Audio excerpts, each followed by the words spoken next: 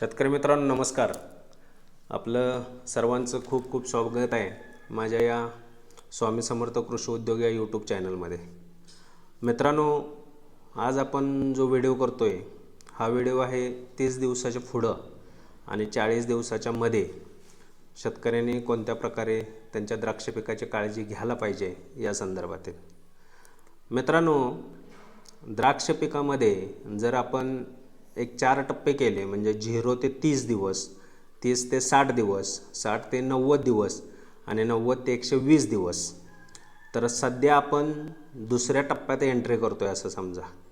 आणि द्राक्ष उत्पादकाच्या दृष्टीनं आणि या पिकाच्या दृष्टीने हा दुसरा टप्पा खूप महत्त्वाचा आहे आणि सर्वात संवेदनशील किंवा तुमच्या उत्पादनाची दिशा ठरवणारा, म्हणजे तुमचं उत्पादन खूप चांगलं येईल का तुम्हाला उत्पादनात खूप तोटा सहन करावा लागेल हे ठरवणारा हा काळ आहे. आणि या काळातल्या या पहिल्या 10 दिवसाचं नियोजन आपण आता बघणार आहे. मित्रांनो, या काळात कोणत्या प्रकारच्या समस्या असतात? यामध्ये सगळ्यात महत्त्वाची एक समस्या असते की कॅनॉपी एकसारखी न वाढणं. त्याच्याबरोबर येतच फ्लावरिंगच्या जेएच्या फवारण्या येत असतात. त्याबरोबर सगळ्यात महत्त्वाचं गळकुजीची समस्या या काळात असते. त्याचबरोबर थ्रिप्स या रस शोषक किडीचा सगळ्यात मोठा प्रादुर्भाव याच काळात होत असतो आणि याच्यामुळं तुमच्या उत्पादनाची क्वालिटी चांगली किंवा वाईट हे ठरणार असतं. आणि सगळ्यात महत्त्वाचं मित्रांनो, तुमच्या द्राक्षाची जी किपिंग क्वालिटी ठरणार आहे, म्हणजे तुमचं द्राक्षाची जी काढणी पश्चात त्या द्राक्षामध्ये, त्या द्राक्षमण्यामध्ये जी ताकद असणार आहे ती ठरणारा काळसुद्धा हाच आहे. मग या काळात आपल्याला नियोजन करत असताना कोणत्या गोष्टी बारकाईनं बघणं गरजेचं आहे? तर सगळ्यात पहिलं मित्रांनो, या काळात आपल्या फुटींची वाढ ही एकसारखी होते का नाही याच्यावर आपलं लक्ष असणं गरजेचं आहे. तुमच्या बागेत जर तुमच्या फुटी खूप चांगल्या पद्धतीनं वाढत आहेत, तुमच्या घडाच्या पुढं जर समजा 10 ते 12 पानं झालेली आहेत, तर अशा कंडिशन्समध्ये तुम्ही तुमच्या बागेचा शेंडा थांबवून घेणं गरजेचं आहे. आणि जर तुमच्या बागेमध्ये या काळात अजूनही तुमचं घडाच्या पुढं 10 ते 12 पानं झालेली नसतील तर तुम्ही शेंडा मारण्यासाठी गडबड करू नका. कारण जर तुम्ही शेंडा मारण्यासाठी गडबड केलीत तर हे काम तुम्हाला पुढं तुमच्या द्राक्षामध्ये सनबर्निंगची एक खूप मोठी समस्या निर्माण करू शकतं. म्हणून जोपर्यंत तुम्हाला तुमच्या बागेमध्ये चांगली कॅनॉपी म्हणजे प्रत्येक घड सावलीला येईल अशी प्रत्येक फुटीची वाढ ही जोपर्यंत दिसत नाही तोपर्यंत शेंडा मारायची गडबड करू नये. आता शेंडा मारत असताना कोणत्या गोष्टीची काळजी घ्यायला पाहिजे? एकतर शेंडा मारत असताना तुम्ही तुमच्या बागेची अवस्था काय आहे, म्हणजे साधारण 32-33व्या दिवशी जर तुम्ही शेंडा मारायला गेलात तर या काळात मनीगळ ही एक समस्या चालू झालेली असते. आणि या काळात जर आपला शेंडा मारला गेला आणि जर आपल्या बागेची वाढ खूप जोरात असेल आणि या काळात जर तुम्ही शेंडा मारला तर तुमच्या घडातील मनीगळीचं प्रमाण हे वाढू शकतं. मग अशा वेळी जर तुम्हाला तुमच्या बागेचा पूर्व इतिहास माहीत असेल आणि तुमची बाग जर गळ या समस्येनं ग्रस्त असेल तर या काळात तुम्ही शेंडा मारण्याचं टाळावं. आणि या काळात मुळात गळ का होते किंवा त्याचे काय कारण आहेत हे समजून घेणं गरजेचं आहे. साधारणपणे वातावरणात निर्माण झालेली जास्तीची आर्द्रता, सतत पडत असलेला पाऊस, जमिनीमध्ये खूप मातीच्या कक्षेमध्ये असलेलं, मुळीच्या कक्षेमध्ये असलेलं पाणी यामुळं तुमच्या द्राक्षवेलीमध्ये नायट्रोजनचं प्रमाण वाढतं. आणि हे नायट्रोजनचं वाढलेलं प्रमाण तुम्हाला गळ या समस्येकडे घेऊन जातं. आणि हे टाळायचं असेल, तुमच्या बागेचा जर पूर्व इतिहास तुम्हाला माहीत असेल, जर तुमच्या बागेत गळ होते जास्त, कारण ज्या प्लॉटमध्ये गळ होते त्याच प्लॉटमध्ये कूज होते. कारण गळ झाल्यानंतर जे मणी सुटले जातात तिथं निर्माण होणाऱ्या जखमा आणि त्या जखमेतून येणारं पाणी आणि त्या पाण्याला परत पावसाचं बोधीचं किंवा दवाचं पाणी लागणं आणि हिथंच मग पहिलं तुमचं बुरशीचा प्रादुर्भाव होतो आणि हिथं तुमचा घड पूर्णपणे कुजल्यागत दिसतो किंवा तो तिथं देठ त्याचा काळा पडून तो घड गेलेलासुद्धा आपल्या लक्षात येत नाही. म्हणजे एका रात्रीतसुद्धा बाग बऱ्यापैकी डॅमेज होते, ती ही स्थिती आहे. म्हणून शेंडा मारण्याची गडबड करण्यापूर्वी तुम्हाला सगळ्यात पहिलं समजून घ्यायचं आहे की तुमच्या बागेमध्ये कोणत्या प्रकारच्या समस्या यापूर्वी तुम्ही फेस केलेल्या आहेत आणि त्यावेळी तुम्ही काय उपाययोजना केल्या होत्या किंवा मग तुम्हाला कोणत्या उपाययोजनेचा चांगला परिणाम मिळाला होता. पण माझ्या मते मित्रांनो, सगळ्यात महत्त्वाचं आहे की या काळात तुम्ही तुमच्या वेलीअंतर्गत वाढलेला नायट्रोजन कंट्रोल करण्यासाठी पोटॅशचं प्रमाण वाढवणं हे अत्यंत गरजेचं आहे. आता जर तुमची जमीन ओली असेल, मातीतून दिलेली खतं जर झाड घेत नसेल, तर अशा काळात मग पोटॅशचं कसं प्रमाण वाढवायचं. तर या काळात तुम्ही एक चांगल्या कंपनीचं सीवीड, हे 0050 आणि अमोनियम मॉलिब्डेट असे एक 2 ते 3 फवारण्या तुम्ही सतत घेणं गरजेचं आहे. जेणेकरून तुम्ही पानावर पोटॅश फवारत राहणं हे तुमच्या वाढलेल्या नायट्रोजनला थोडं स्थिर करण्याचं काम करेल आणि पोटॅशच्या लेवल जर चांगले असतील तर तुमची गळ ही कमी प्रमाणात होईल. जर तुम्हाला बघायचं असेल तर मी एक उदाहरण सांगतो. ज्या बागेमध्ये ज्या काडीचा शेंडा वाढलेला नसतो त्या घडाची कधीही गळ होत नाही. याचं कारण आहे मित्रांनो, नायट्रोजनचं प्रमाण वाढलं की गळ होते. म्हणून आपल्याला नायट्रोजनच्या लेवल या काळात तपासून घ्याव्या लागतील आणि वाढलेल्या नायट्रोजनच्या लेवल कमी करण्यासाठी प्रयत्न करावा लागेल. आता सगळ्यात महत्त्वाचं मित्रांनो, या काळात तुमची काडी खूप लवचिक असते. मग काडी लवचिक असल्यामुळं दुसरं एक चांगलं काम आपल्याला करता येतं की पुढं जाऊन काडी बांधण्याचा खर्च कमी करण्यासाठी या काळातच तुम्ही या काड्या तारावर व्यवस्थित लावून घेऊ शकता. जेणेकरून पुढं जाऊन तुमचा काडी बांधण्याचा खर्च प्रचंड कमी होतो. कारण एकदा या काड्या वेड्या वाकड्या वाढल्या आणि तुमचा शेंडा मारला, त्या काड्याला निबारपणा आला की परत ह्या काड्या वर ताऱ्यावर टाकणं किंवा तो घड त्या तारेमधनं सोडवून वर ढकलणं एवढं सोपं काम राहत नाही. मग त्यावेळी घड मोडण्याची शक्यता जास्त राहते. म्हणून या काळात तुमच्याकडे जर वेळ असेल, तुमच्याकडे जर माणसं असतील तर खूप कमी म्हणजे अगदी 3-4 बायकामध्ये 1 एकर एवढ्या कमी पैशात आत्ता जर तुम्ही तुमच्या सगळ्या फुटी तारेवर ढकलून घेतल्यात तर पुढं जाऊन तुम्हाला फवारणीसाठी सगळ्यात चांगल्या पद्धतीचं कव्हरेज मिळेल. सगळ्या पानांना, सगळ्या घडांना चांगली फवारणी बसेल आणि फुटी लवचिक असल्यामुळं आता तुमची फूट मोडण्याची किंवा घड तुटण्याची भीती असणार नाही. म्हणून तुम्ही हेही काम करणं गरजेचं आहे. जर बागेत तुमच्या डावणीचा प्रादुर्भाव जास्त प्रमाणात असेल आणि खूप साऱ्या उपाययोजना करूनसुद्धा तुम्हाला तो कंट्रोल येत नसेल तर तुम्ही घडाच्या आड म्हणजे फवारणीच्या वेळेला घडाला जे पान आड येते, ज्या पानामुळं तुमच्या घडावर पाहिजे त्या औषधाची फवारणी चांगल्या पद्धतीनं बसत नाही, तर हे पानंसुद्धा काढून घेतलीत या काळामध्ये तर तुम्हाला खूप चांगल्या पद्धतीनं खूप चांगले तुम्हाला याचे रिझल्ट मिळतील. मगाशी मित्रांनो मी जसं म्हणलं की तुमच्या द्राक्षाचं टोटल दर्जा ठरवणारे हे पुढचे 10 ते 20 दिवस आहेत. मग दर्जा कशावर ठरतो तर द्राक्ष पिकामध्ये कॅल्शियम या अन्नद्रव्याचं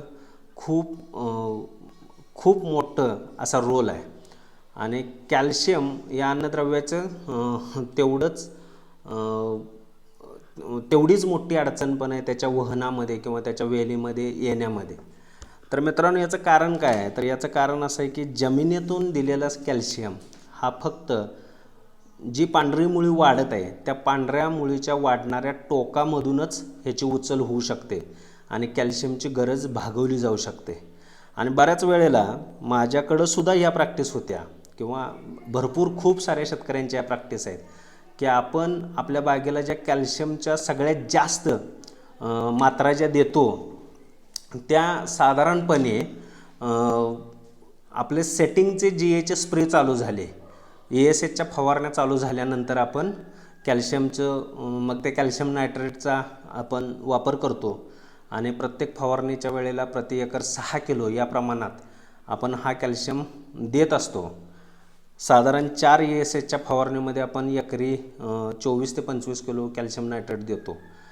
पण संशोधनातनं असं लक्षात येतं आहे मित्रांनो की ज्या काळात बागेची पांढरी मुळी खूप जोरात वाढत असते, याच काळात कॅल्शियमची उचल चांगली होते.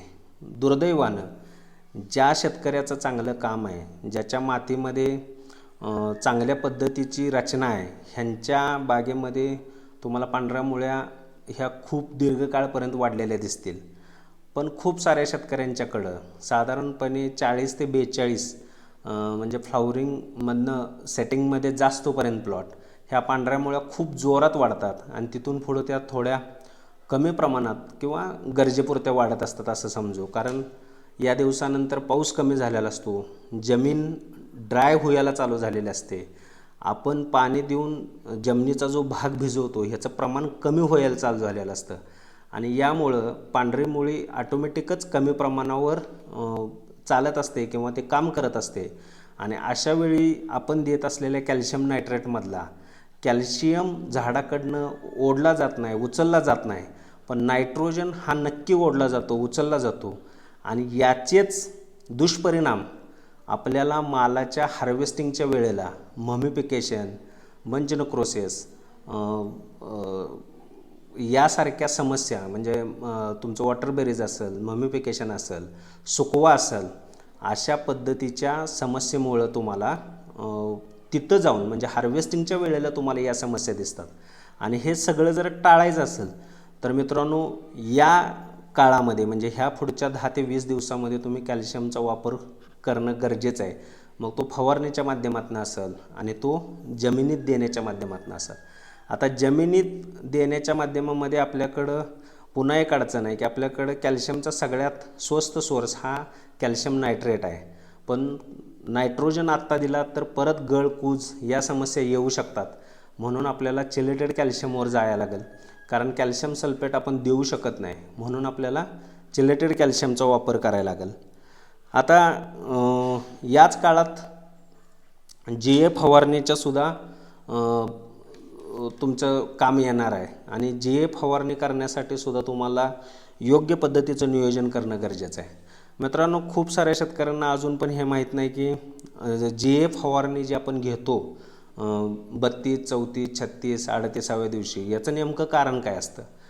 तर साधारणपणे तुमच्या घडामध्ये असलेल्या मण्यांची चांगली गळ होण्यासाठी आणि तुमचा घड ज्या स्टेजमध्ये आहे त्या स्टेजमधनं तो पुढच्या स्टेजमध्ये जाण्यासाठी त्याला अतिरिक्त ऊर्जा मिळावी आणि ही ऊर्जा त्यानं मातीतनं खेचावी, याच्यासाठी आपण GAचा वापर करत असतो. सेल मल्टिप्लिकेशन आणि सेल इलॉंगेशन अशा पद्धतीचं काम हे GAच्या माध्यमातून होत असतं. म्हणजे पेशी वाढवणे आणि पेशींचा विस्तार करणे असं थोडक्यात आपण समजू. मग ज्या वेळी आपण GAची फवारणी करेल त्यावेळी त्या झाडाला मातीमधनं तेवढ्या मुबलक प्रमाणात अन्नद्रव्य उचलावे लागणार आहेत. आणि मग हे कधी शक्य आहे तर मातीमध्ये जर तुमचा चांगला वापसा असेल तरच या गोष्टी शक्य आहेत. म्हणून GAची फवारणी करत असताना जर तुमच्या मातीमध्ये चांगला वापसा असेल, पाऊस येण्याची लक्षण नसतील, तर GAची फवारणी करायला पाहिजे. आता GAची फवारणी करत असताना तुम्हाला जर नॅचरल थिनिंग करायचं असेल म्हणजे मण्यांची गळ जर करायची असेल तर तुम्हाला 10 ppmनंच GAचा वापर करायला लागेल. आणि तुमच्या प्लॉटमध्ये गळ खूप जास्त होत आहे आणि तुम्हाला प्लॉट लवकरात लवकर सेटिंग अवस्थेकडे न्यायचा आहे. पण हेही करत असताना GAच्या वापरानं काय तुमचा प्लॉट सेटिंगमध्ये जाणार नाही, त्याला त्याचे दिवस पूर्ण भरायला पाहिजे, त्याच्या स्टेजेस पूर्ण व्हायलाच पाहिजेत. पण जर तुमच्या प्लॉटमध्ये गळ जास्त होत असेल तर तुम्ही GA देत असताना 20 ppmनं GA द्यायला पाहिजे, जेणेकरून तुमची गळ कमी होईल. आणि जर तुम्हाला गळ करायची असेल म्हणजे तुम्हाला नॅचरल थिनिंग स्वरूपात जे आपल्याला एक्सेस मनी आहेत ते गळावे म्हणून आपण जर GA द्यायचा असेल तर तो 10 ppmनं द्यायला पाहिजे. आता खूप साऱ्या लोकांच्या वेगवेगळ्या प्रॅक्टिस आहेत.